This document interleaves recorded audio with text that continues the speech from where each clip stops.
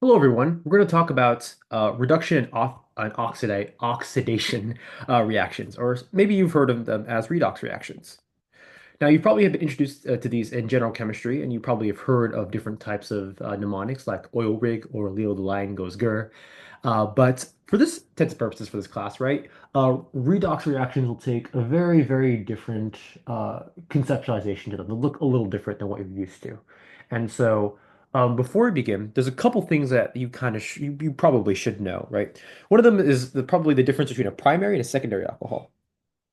So, a primary alcohol, right?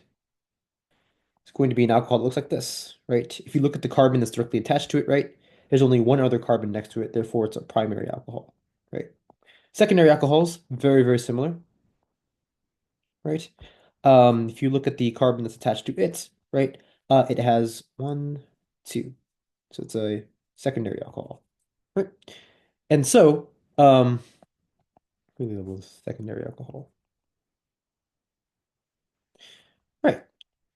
And so, moving on to the kind of general conception of redox reactions, I want you to listen very closely here, right? So, reduction, right, is going to be the process of basically decreasing bonds to oxygen. As you can see here, right, this little ketone that we started off with, right, had two bonds to oxygen, ended up with one bond to oxygen. That's a reduction, right? And so that reduction is going to be the opposite of oxidation. You can literally go in the opposite direction and oxidize these. Increase bonds to oxygen.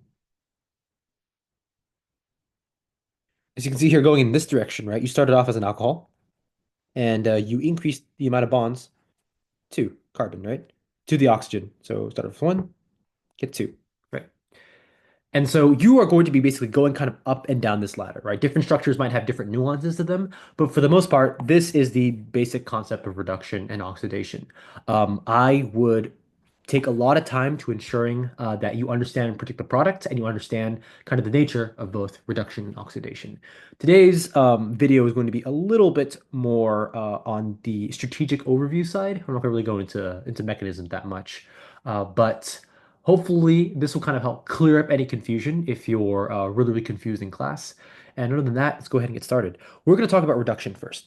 So for reduction, right, the general gist is that you go from carbonyls to alcohols, right, as written above, right? You start off with a C double bond O of some sorts, and you somehow reduce that down to an alcohol, right? You reduce it down to from a ketone, right, to an OH. That's just kind of chilling there, right?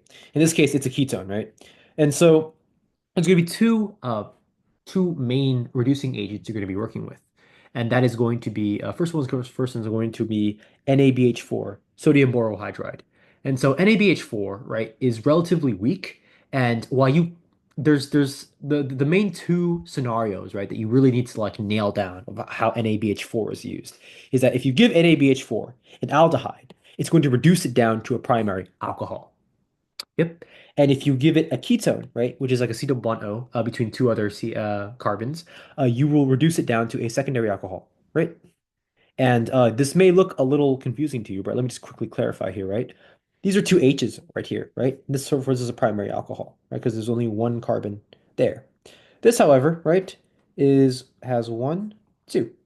And so this is a secondary alcohol. Yep. And so the thing about NaBH4 is that if you gave it like a really really super super all the way oxidized thing like carboxylic acid or esters, right? Silic acid, esters, then it's going to no reaction is going to occur because NaBH4, right, is too weak, right? So if we did this, I'll write this down. No reaction, too weak.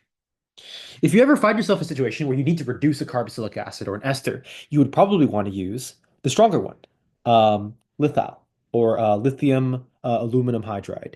And so lithium aluminum hydride will take esters, right, and is super aggressive and super strong. It'll rip everything apart and reduce everything down to a primary alcohol.